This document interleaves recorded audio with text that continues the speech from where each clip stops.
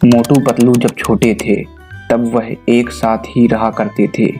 गर्मियों का मौसम था, बहुत ज़्यादा गर्मी पड़ रही थी। मोटू को घर के अंदर बहुत गर्मी लग रही थी। मोटू पतलू से कहता है, पतलू मुझे बहुत गर्मी लग रही है, मैं जा रहा हूँ, थोड़ा बाहर से घूम के आता हूँ। पतलू कहता है, ठीक है, पर जल्दी घर आना, रात बहुत हो गई है। मोटू शहर के बाहर चला जाता है। कुछ देर चलने के बाद मोटू थक जाता है और वह वहीं पास एक पेड़ के पास जाकर खड़ा हो जाता है। जैसे ही मोटू पेड़ को छूता है वह भूत बन जाता है। मुझको छुआ, हा हा हा हा हा हा।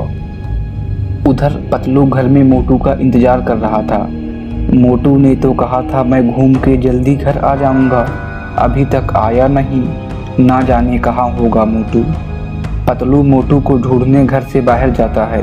ढूंढते ढूंढते थोड़ी देर में पतलू मोटू को ढूंढ लेता है। जैसे ही पतलू मोटू को देखता है वह बहुत डर जाता है, क्योंकि मोटू तो भूत बन चुका था। मोटू पतलू से कहता है, डरो नहीं, मैं मोटू ही हूँ। जैसे ही मैंने इस पेड़ को छुआ मैं भूत बन गया, पतलू मुझे बचा लो, मुझे भूत नहीं बनना। तभी अचानक पेड़ से डरावनी आवाज़ आती है, इस आदमी ने मुझको छुआ था, इसलिए मैंने उसको भूत बना दिया। पतलू सारी बात समझ गया। जिस पेड़ को मोटू ने छुआ था वह कोई साधारण पेड़ नहीं, जादुई पेड़ है। मोटू तुम रो नहीं, यह सब इस पेड़ ने किया है। पतलू पेड़ से कहता है, पेड़ जी, मोटू को दोबारा भूत से आदमी बना दीजिए, आप जो कहेंगे मैं वो करूँगा। मोटू को फिर से आदमी बना दीजिए। तभी पेड़ से आवाज़ आती है, अगर तुम मेरे सवाल का जवाब दे देते हो तो मैं मोटू को दोबारा से आदमी बना दूंगा।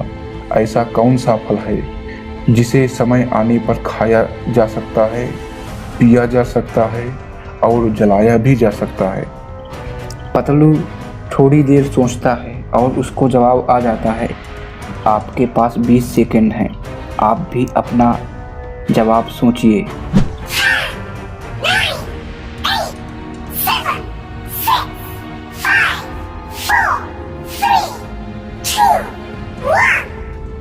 नारियल को खाया भी जा सकता है, पिया भी जा सकता है और जलाया भी जा सकता है।